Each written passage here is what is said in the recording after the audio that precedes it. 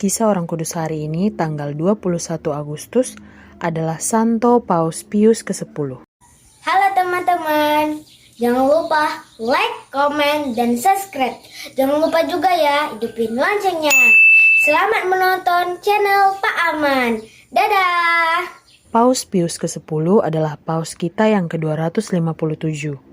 Ia dilahirkan pada tahun 1835 di Riese, Italia, dan diberi nama Giuseppe Sarto. Giuseppe yang artinya Yosef adalah anak kedua dari 8 bersaudara.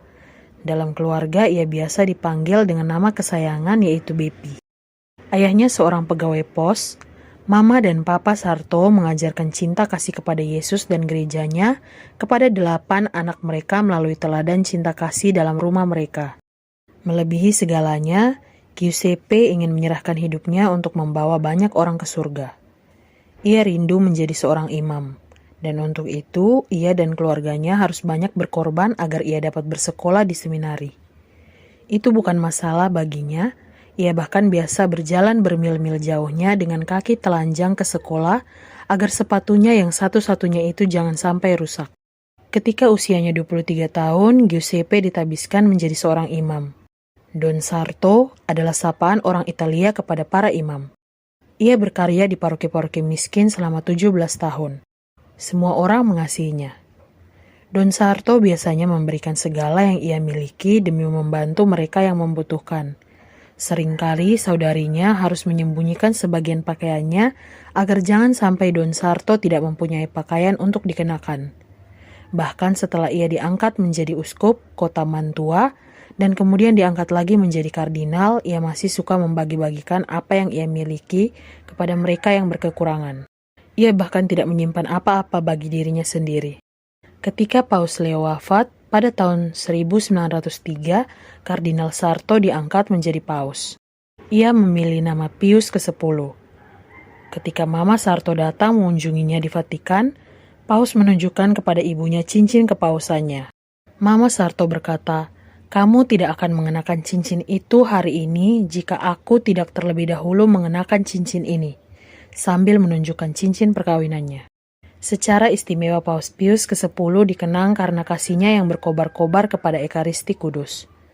Bapa Suci mendorong semua orang untuk menyambut Yesus sesering mungkin, bahkan setiap hari ia juga menetapkan ketentuan yang mengizinkan anak-anak menyambut komuni kudus juga. Sebelumnya, anak-anak harus menunggu hingga usia 12-14 tahun untuk dapat menyambut Tuhan. Paus yakin bahwa komuni kudus memberi kekuatan yang diperlukan untuk melakukan segala sesuatu demi kasih kepada Yesus. Paus Pius ke-10 percaya teguh dan amat mencintai iman Katolik.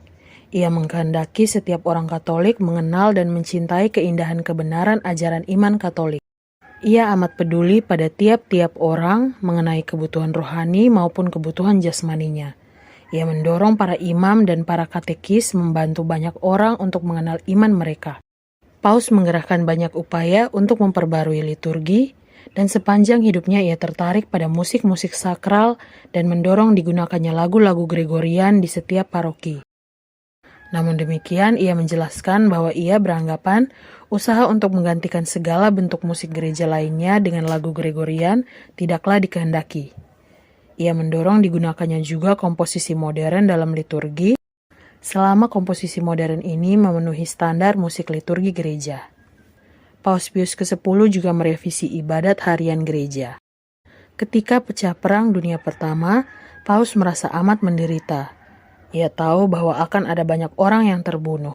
Ia lalu mengatakan, "Aku akan dengan senang hati menyerahkan nyawaku demi menyelamatkan anak-anakku yang malang dari penderitaan yang mengerikan ini." Paus Pius ke-10 wafat pada tanggal 20 Agustus tahun 1914. Dalam surat wasiatnya ia menulis, "Saya dilahirkan miskin, saya hidup miskin, saya berharap akan mati miskin." Paus Pius ke-10 dikanonisasi oleh Paus Pius ke-12 pada tahun 1954. Pestanya dirayakan setiap tanggal 21 Agustus.